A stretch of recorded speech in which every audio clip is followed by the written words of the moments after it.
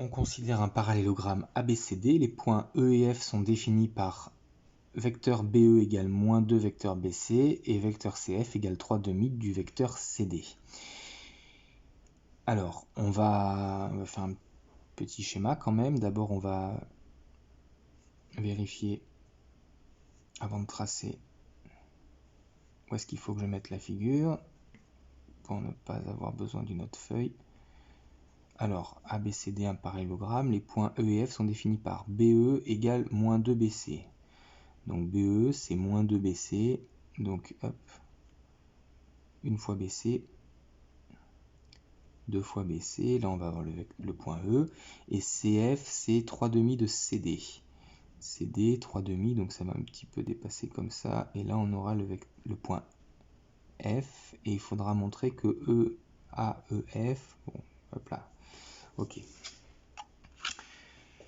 Donc, je vais faire le parallélogramme ici, je vais le faire comme ceci.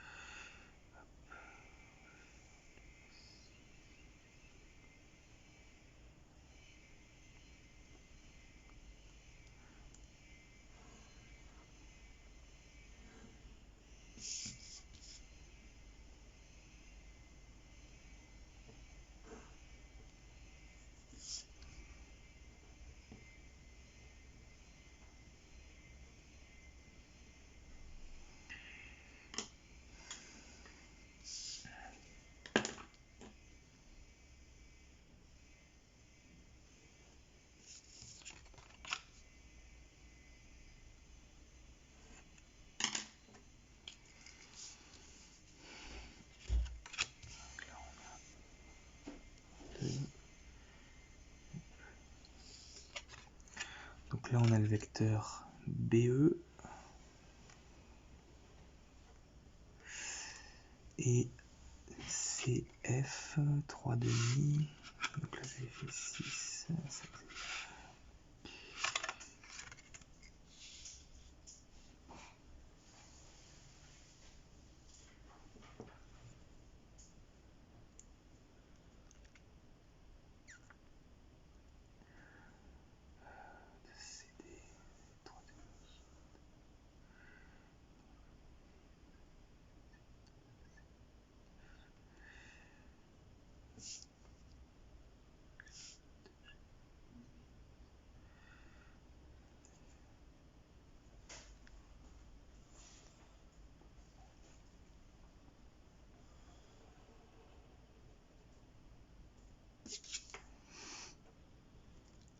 C'est le vecteur CF. Donc là ici on a le point F et ici le point E. Alors on relie F et A.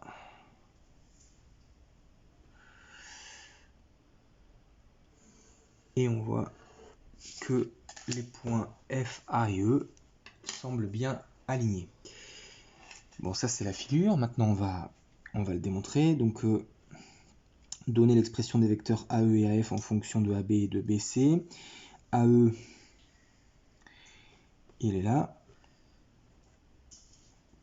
Alors le vecteur AE, il faut le donner en fonction de AB et de BC. Bon, bah forcément, on va avoir l'idée de décomposer en utilisant la relation de Chasles et en passant par le point B.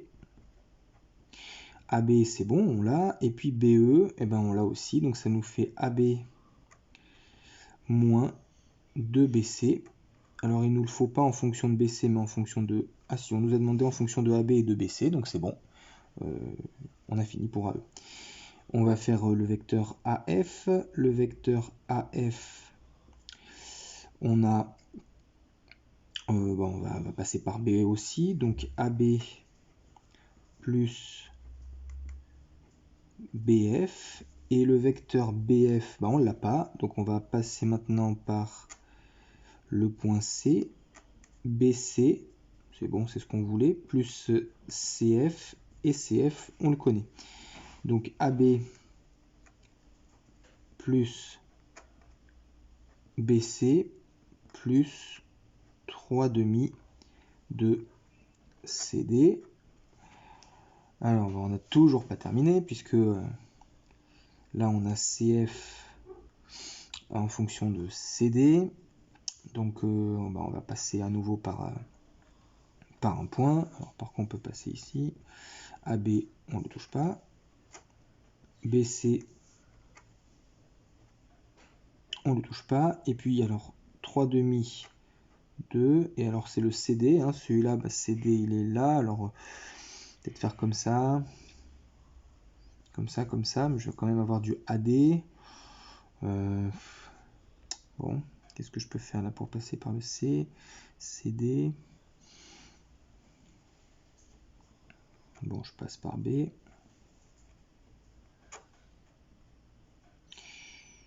Alors, ça me donne AB plus BC plus 3/2 de CB plus 3/2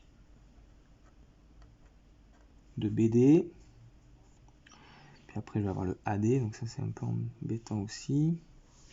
Alors, qu'est-ce que j'avais là? J'avais CF.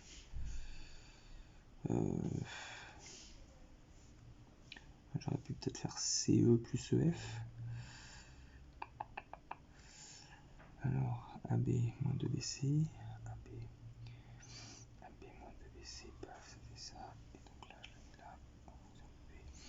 Et l'autre, c'est AF, le vecteur AF. Le vecteur AF, on peut faire. Alors, peut-être pas fallu passer par B, quoi que si, parce que je fais ça AB plus BC plus CF, c'était logique. Faut pas que je revienne comme ça serait idiot. Donc, le CF, en fait, CD plus DF. CD, ça sera ça. Donc AF, j'aurais pu faire ça plus ça. Non, ok. En fait, le CD.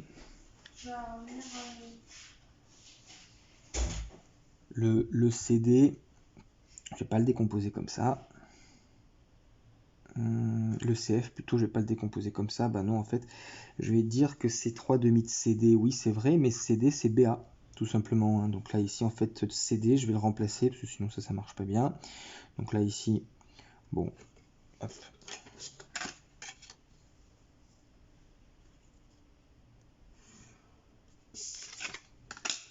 Ça, j'oublie. J'ai AB plus BC plus 3/2, alors de CD, c'est vrai.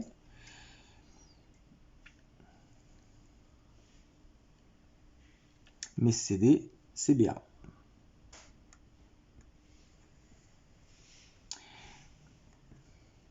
Et ça me donne AB plus BC moins 3/2 de AB. C'est-à-dire, alors le AB, ben on va avoir 1 moins 3/2 de AB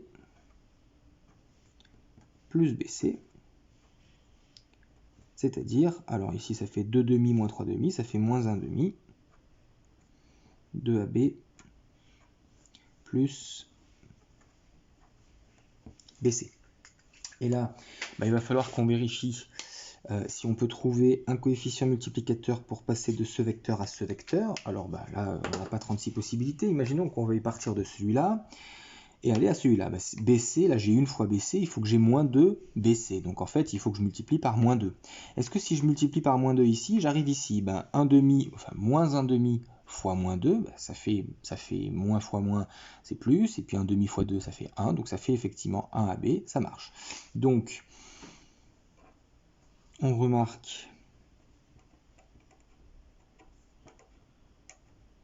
que quand on fait moins 2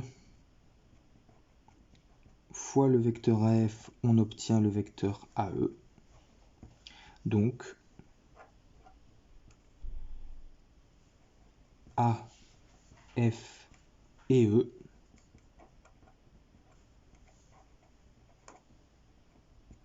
sont alignés.